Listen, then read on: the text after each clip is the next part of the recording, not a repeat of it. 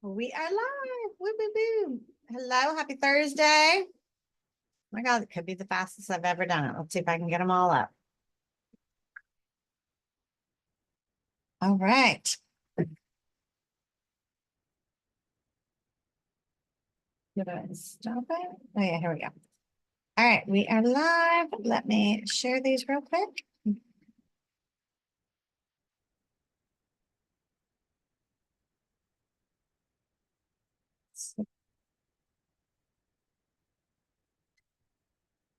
All right, we're ready to rock and roll.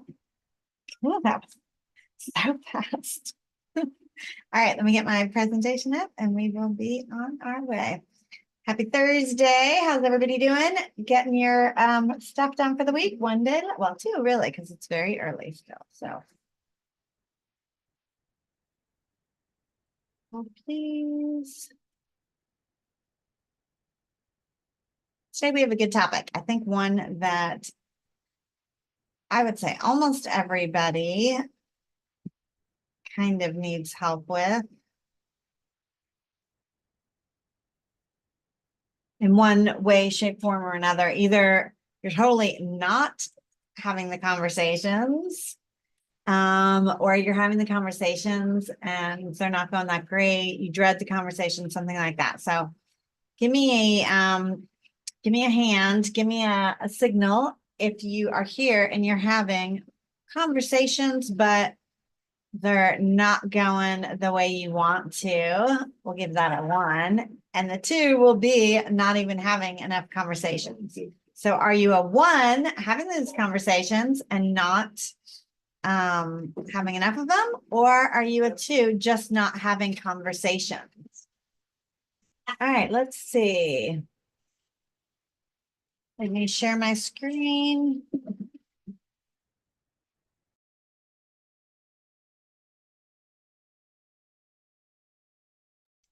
All right, here is the screen. Off to the races. So the empathetic approach, we should say 5 keys to transforming sales conversations. Get your pen and paper ready. We are rocking and rolling. Here we go. Drop hashtag live if you're here live, hashtag replay if you're watching this on the replay. When I say sales, what do you think? Drop the very first thing that comes to your mind. Drop the very first thing that comes to your mind when I say sales. So some of you are like, ugh. Some of you are like, ick, yuck, no way, I hate it. Maybe a few of you are like, I love sales, right? Everybody loves getting sales, making sales. So how can we flip that? This is the normal reaction to sales, right? But every single one of you is in sales, whether you want to be or not, whether you like the idea or not. And it's kind of like one of those things, we got to stop the baby rages and move forward, because if you have no sales, you have no business.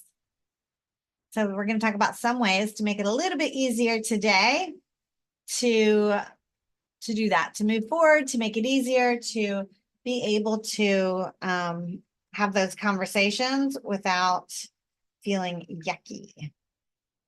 Let me see if I go to my groups, if I'm live in here. Awesome. Let me have everyone real quick.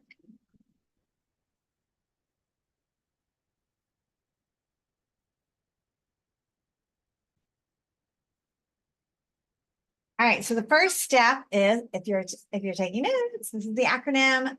This is the first one. So S, seek to understand. Focus on active listening. What does that mean? So in my language school that you all guys all know that I have, one of the things that we train on is SAT, which is, if you're from Europe or somewhere else, it's a standardized test that they make everybody take to get into the universities in the United States. Okay, more recently, it's not every single one of them. There are controversies, whatever, but it used to be every single university in the United States. And one of the things, one of the methods or whatever that we teach on the English side, it's English and math, is focus on active listening. Active reading is another one, but active listening. And so what does that mean? You want to figure out, number one, what most people do when they listen is figure out what they want to say next. So if you are trying to figure out what you want to say next, or the story that you can tell, or how you can, if you're doing that while somebody's speaking, you are not actively listening, right? You're more concerned about you instead of what they're saying. It's something that you need to practice. You can practice it in your everyday life with your children, with your spouse, with your friends, your mother, whoever.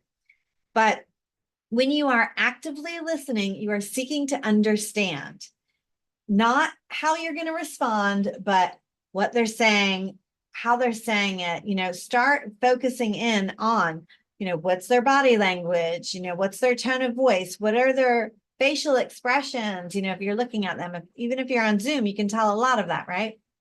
Are they leaning in? Are they excited? Are they not? What are their, what's the emotional state behind it?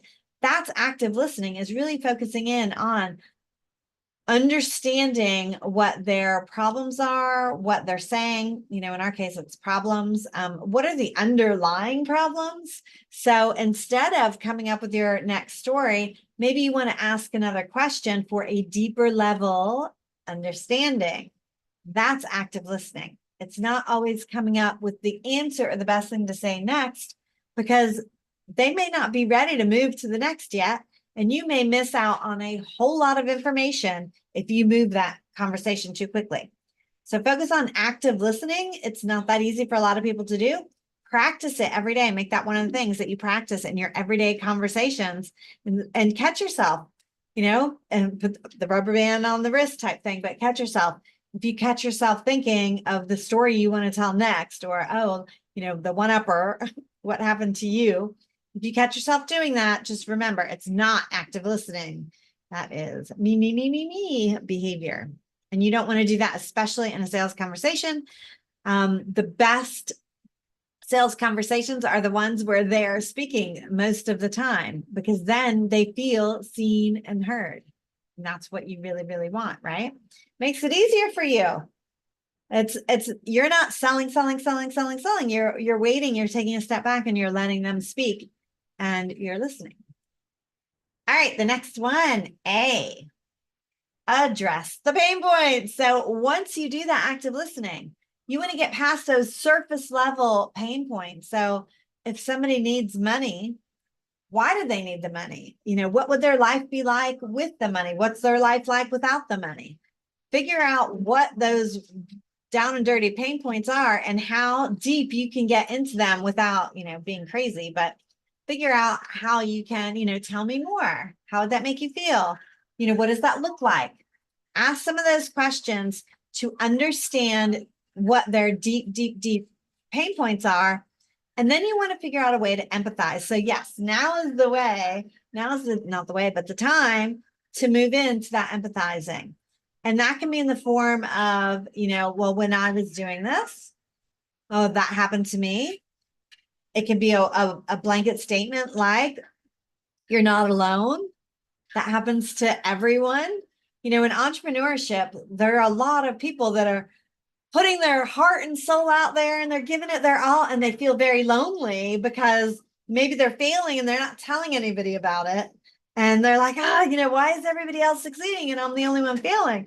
Well, you're not the only one failing, you're not alone. So letting them know that it's not, just them makes people feel better, right? And it's not a time where you want to make it up and lie. You don't even need to. We all know, I know, when I coach coaches, I know that is the case. Almost everything that they're going through, everybody else has already been through or is still going through or will go through again. Imposter syndrome. So you think that nobody has imposter syndrome. I think it was Oprah that said she got it until, she just retired, but she got it every time she started a new business, every time she did a new thing, every time she got on stage. So it happens to everybody at different stages. And I mean, maybe you're at a point right now where you don't feel imposter syndrome, and that might be okay, but are you stagnant? Are you trying? Are you moving towards that next level? And maybe that's where you are. You're stuck, right? And maybe that's your problem, isn't it? Imposter syndrome at the moment, but maybe you're stuck. So you need to figure out what their pain points are. Yes, most people have, similar pain points, but at different stages happens at different stages in the game to different people, and people internalize things differently. They take things differently. Some things will affect you, whereas others won't. And, maybe this one affects you big and this one doesn't affect her at all. That happens. So you want to understand that for your particular client, and then you want to empathize with them. You want to let them know that they're not alone, and that other people, that you, for starters, understand them, and that other people also have had whatever it is that they're going through. So if that, again, does not come naturally, this is practice. You can practice this in your everyday life with your children, with the guy in the supermarket, with whatever, right? However you can get into a conversation. I mean, maybe addressing pain points in a supermarket is a little crazy, but maybe if something happens, like the waiter brings you the wrong meal, you can try to understand their explanations and then empathize with them. Not always as easy as you think it is, and especially in different circumstances. So give it a shot. It's a practiced skill. I think some people think it just comes naturally, and maybe it does, but it probably was something that they did from a much younger age and didn't realize they were doing it. So something you can practice, understand, and empathize. How many of you have a hard time? How many of you have a hard time empathizing with other people?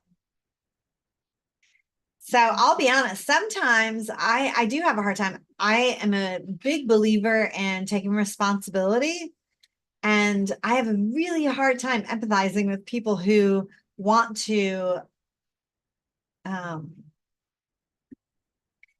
blame everybody else. And, maybe that's not a time when I need to empathize. I don't know. Maybe that's a time when I need to push forward. But if you understand somebody's pain points and can empathize with them, that is when you definitely want to do it at that part. All right, we're at S.A., we're at L. Leverage personalization. Customize your communication. All right, so as I just said, not everybody has the same problems. Not everybody takes the same problems in the same way.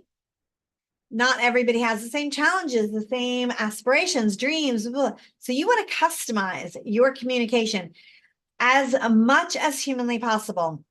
So the way I explain it to my clients is, like, if you look at a funnel that goes like this, right? Oh, sorry. Yeah. It starts out like this and goes like this. So this wide area is where everybody's coming in, everybody's coming in, everybody's coming in. At that stage, you may not be customizing as much. You may be doing sort of generic customization, calling them out. Like being distracted is something that a lot of coaches deal with. So I could just say being distracted. But if I want to find out, if you personally are distracted or what you're distracted at, that's when I want to get more personalized. So what I say is, at that top of the funnel, you can be as generic, broad as possible, bringing everybody in. But the minute you get right here, that's when you want to start customizing your communication. So if they respond, right? If they message you first and you're messaging back, maybe that's when you can obviously customize, especially if they're asking you a question. So you want to find out a little bit more about them. At that point, this is one of the things I always hear. I don't have enough time. It takes too much time. I agree with you if you're doing it up here. If you're doing it up here, and I mean, I've been there. That's how I know. I tried to do that because for me, customizing and personalizing comes naturally. Like doing it generic is like, oh, I don't like that. However, you want to compete, you have to have speed with what you do as well. And the only way to have that speed is to start somewhere. So bring them all in, and you can customize to an extent, like speaking just to coaches, speaking just to women over 50, or men who work too much, or men with children under the age of 5, whatever it is that you want to do, you can customize it to an extent there, but then you want to find out what's their personal issue, what's their personal problem. So you want to customize your communication as much as possible, even if it's at the beginning and all you're doing is figuring out ways to relate to them. We can all relate to somebody on some plane, some way, somehow. So obviously you can look at their profile, you can, do a little bit of a rabbit trail. And this doesn't need to be a 10-minute thing. It can be a 20-second, look at their thing, scroll through, see what you can figure out about them. And it could be very quick. It could be later. If you can figure out something, that's the first way to start. That's, normal conversational rules of engagement. When you're meeting somebody in person, same thing. You want to find something that you both relate to. The minute you do that, then you can get deeper with somebody. But to leverage personalization, customizing that conversation is key, because until you can get to that stage, you're not going to be able to get deeper. You're not going to be able to find out what's on the other side of what they're saying or anything like that. So you have to be able to get to the point where they kind of relax a little bit, take off the mask, calm down, just get a little bit more into it. All right. Establish trust. Be transparent.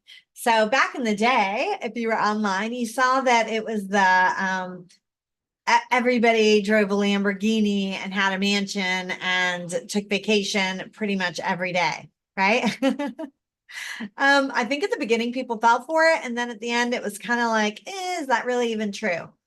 Do people make that kind of money? Absolutely. But as you know, and as I know, most people who are making that kind of money are not out there bragging about it. They're just not. They're quietly doing it behind the scenes. So you want to establish trust by being as transparent as possible, being as authentic as possible, letting people hear your successes, obviously, of course, as much as possible, but letting people know, not everybody's perfect. What kind of failure can you share with them? How can you tell a story where maybe something happened and you overcame it? Those are the types of stories that they want to hear. That helps you relate to you, you relate to them. Helps you be human. We all make mistakes. We all get on. I mean, anybody who's been on my lives knows I'm as far from being like the perfect live person as possible. I think the last time I went live, my dog started like howling at the moon in the middle of my presentation. So stuff happens, be transparent, move on, figure out how to react and act if something happens on the fly in the live, but also be transparent about things that have happened to you in your past. That's what people want to know. How, when we were talking about at the beginning, you're not alone. This has happened to the best of us, that type of thing. If you could relate a story where that happened to you, and again, know when to put your stories in there, but if you can relate a story about when that happened to you and a time when you failed, that's going to make them feel better. That's going to make them realize that not everything is perfect, because a lot of times people will see you and think, oh my God, like everything is amazing. Everything is perfect. And it's not, and they probably would know it's not if they stop to think about it for a second, but they don't. So let them know, let them see, the growth pains along with the growth, right? And usually I like to say, sharing it after the fact is a way better idea. Sometimes when we're in the middle of something, our emotions can get the best of us and we're not seeing and thinking clearly. We don't have the resolution, which would be the whole reason to share it. You want to be able to help them through it, and you can't do that if you haven't been through it. So I do say to share maybe that you've already been through, so that you're not out there just trying to get people to commiserate with you. That's not what it's all about. So not that transparent.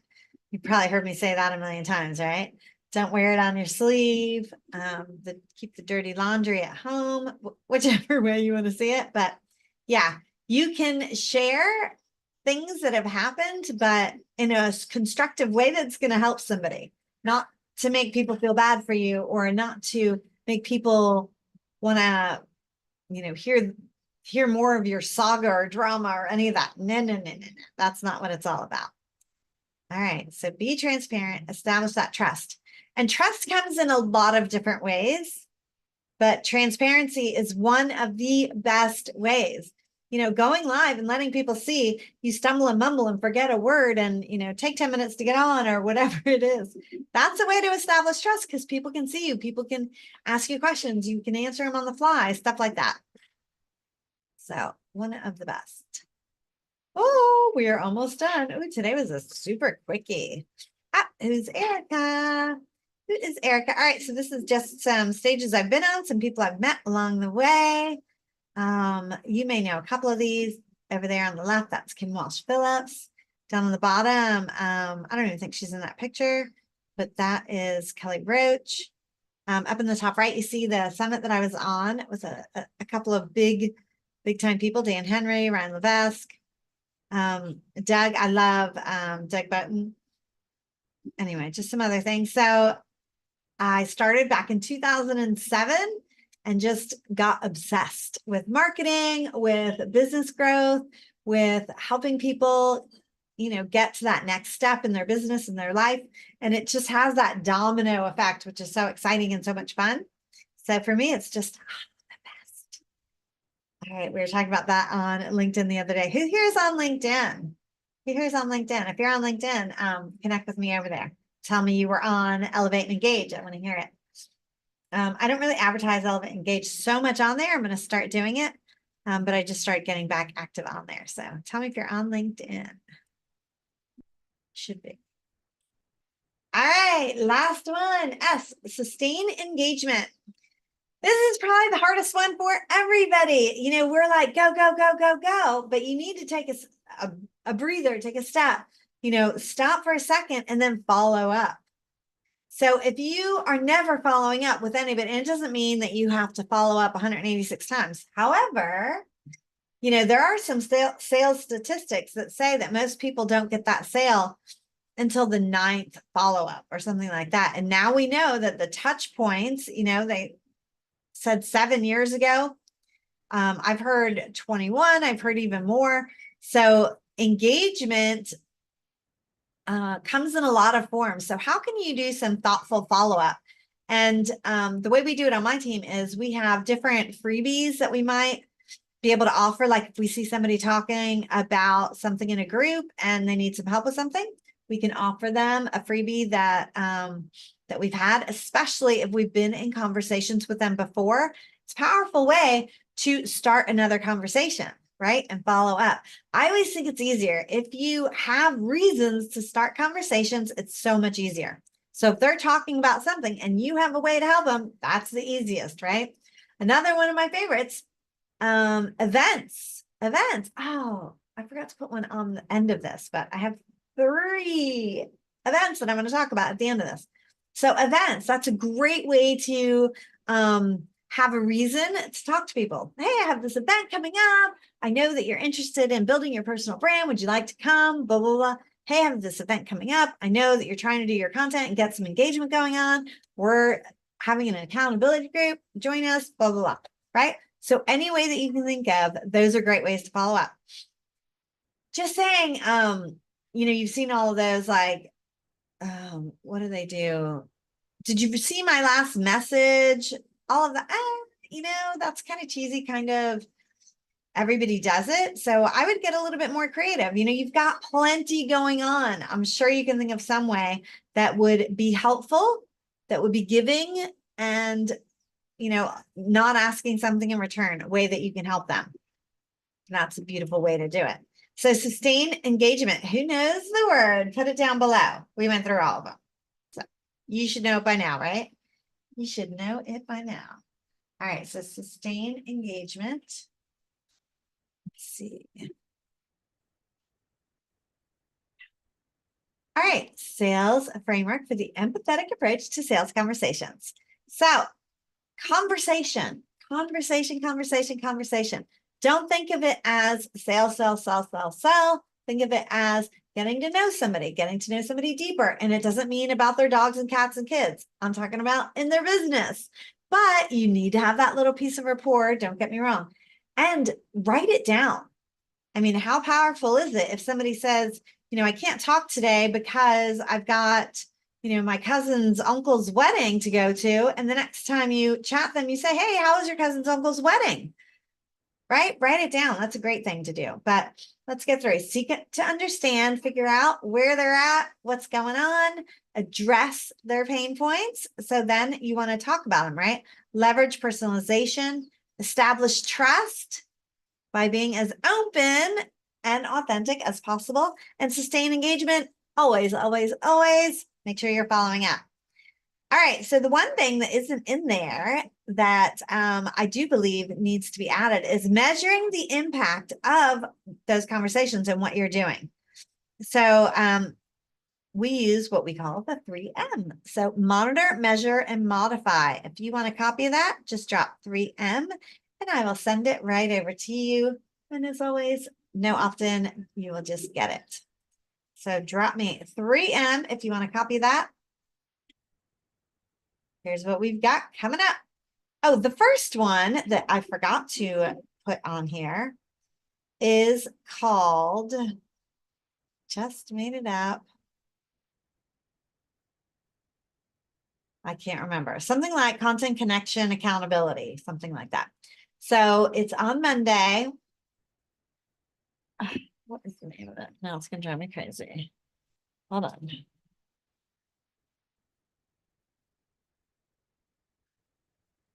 This is how you mess up in the middle of the live. Hold on. Now it's going to drive me crazy because I need to tell you the exact thing that I called it. You'll see the graphic later, but oh my God, where's the name? I thought I rewrote it. All right, I can't find it.